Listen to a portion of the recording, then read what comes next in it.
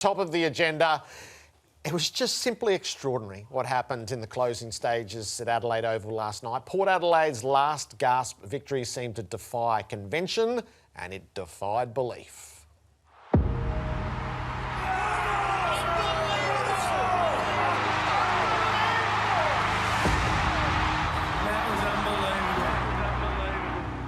In some way, you feel a bit sorry for them. In this sport, you have to take the win. 45 seconds, and Sam Mitchell, he's still not relaxed, Sam. Very itchy in his seat. They're home now. Geez, there were some nervous moments. Farrell, short ball inside here to Houston. He needs a launch, and he goes the spiral off the side of the boot. Free kick. Which way does this go? It goes for Rioli. Now the clock stops at 33. Rioli wastes no time. From 50 metres out, Rioli sends it on the way. He's kicked the goal. Rioli's kicked the goal. Up it goes. Clearance so important here. Who's going to get it? Butters will get it. Hoisted high inside the 50. They need a mark. Finlayson's there. D'Ambrosio roved it. Serious pressure on. Amon's tackled. So Jones. He brings the house down. Push it up.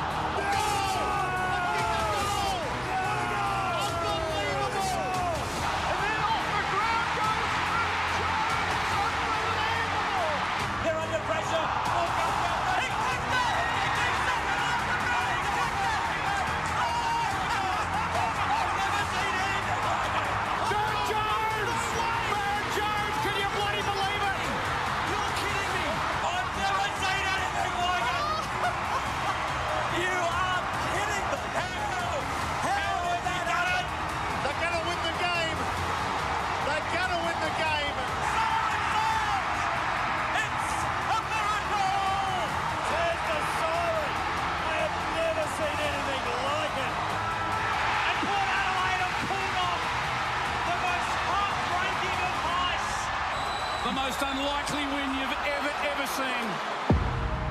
Enormously disappointed. I thought the players, they left it all out there. I've never seen an escape like it. Neither have I. How big does that rank? Well, tonight it ranks enormously high, clearly. That is unbelievable. That's all I can say. That is unbelievable. We reached for hyperbole, and yet it all seemed absolutely appropriate as it was unfolding. Every second counted, every moment matters, and the ramifications of it. Just have a look what happens to the ladder. Snake and ladders? Yeah. Look what the weekend did to us, the rises and the falls. Look at that Melbourne one. Look at that Carlton one. And just even to watch the live ladder, which was coming up, is Port were 9th, and then they go to 4th on the win. So this is how shaky the whole thing is. I was doing that. I was refreshing the ladder a bit over the weekend. Yep. I suspect this is not going to be abnormal either. No. That game, there's a couple of ways to look at it, Gerard. Glass half full, glass half empty. Do we go to Hawthorn and say, what did you do wrong? It's in your own head. Do you look at Hawthorn or do you look at Port? I'm looking at Port. Right? People can tear apart Hawthorn. I don't care about that. I want to talk about the joy and the greatness of what happened rather than, oh, they shouldn't have done that, they shouldn't have done that. And it starts everywhere. You talk about moments. I mean, they could do a doco. What did everyone do right in the last 2 minutes for Port? Yeah. Could be a tap on, could be a tackle, could be a block. You know, from the centre square tap out, it goes to Drew. Now, Drew could have decided to hold the ball on for another quarter of a second and it wouldn't have got to Butters. But he got it gone. He had it like that. How smart is that? To get it to Butters. Butters is gone, bang, down it goes. Everyone does their role. We've both been at Adelaide Oval, and we're just talking the ad break then, let's be honest.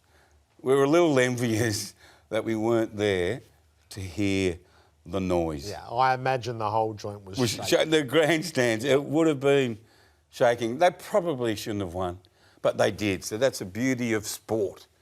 It's the beauty of football. And we often say, oh, they can't lose. whatever points up, 7 points up with. Well, so it was 33. 43 seconds defensive side of the middle when Port actually got hold of the ball and they're down by 11 points. 43 seconds. Yeah, you go, logistically, this can't be done. So just by chance, Benj and I were sitting on the couch and he was saying to me, he's going, oh, they're washed. And I go, no, not yet, mate. And 80 seconds, you go, yeah, this is done at 80 seconds. So I was with Campbell Brown. It just wasn't possible. No, and that would happen inside, like in open play, not a kick after the siren. So you're sort of going for 22 seconds, all right, well, if someone takes a mark, they might have a shot after the siren. There aren't very many games that I could catalogue that fit this. 2 goals inside 30 seconds that didn't go to after the siren. They were settled in regulation. It's almost, it should become almost as famous, and probably won't, as the day Neil Danaher, I think he kicked 3 goals in the last 5 minutes on Bruce Doyle to win that famous game in Carlton in 1981. I'm sure there's been other games, but that one just jumps in my head. And he always says, how did they do it? Who did it? And you can say, oh, that moment, that moment. They've got a player there, Zach Butters, and I'm not going to say anything that no one knows. He is such a terrific player. People give up. I reckon we all give up at times. That's too hard. In football, we all think they've given up. That famous line by Alistair Clarkson said they were tougher for longer, and et cetera, et cetera. And he's right. Unfortunately, a team yields to the pressure. Yep. He doesn't yield, this young man. He never says die. And to have, 17 in the last quarter, in the wet, down by 40-odd points with 40 minutes to go. And he says, no, I think we're still in this. You're born with that. You're not. Yeah. Ken Hinkley's not coaching that. No, that's innate. Ken Hinkley's on the end of that going, thank you, Zach. Thank you. So, Zach Butters, wow. What a performance. He didn't get the maximum votes in the from the coaches award, though, on that. It's a high bar, isn't it, if he didn't get them? Very high bar. Hawthorn did go too defensive from too far out. In sport, if you shut down, it can be hard to get to the line. No, I agree with that. Ollie Wines was sort of the note of concern that sat over all of it, which was allayed a little bit in the aftermath, but self-diagnosed the heart irregularity, the palpitations that he was having, and sat himself. It comes on the back of his best game in a number of years last week. So I guess now knows the scenario himself. The red flag in his own head. Yeah. Mate, everyone says there's no concern, but there is a small concern for me that it's happening. And the fact that he's now monitoring it, which is really smart. He's very much aware of it. But there's a worry that his heart is jumping into an unrealistic, beats per minute. Yep. So that is got to be a concern. No, everyone can say it settles down. Maybe one day it doesn't settle down. Then we have got a tragedy. So I think he absolutely did the right thing. Absolutely.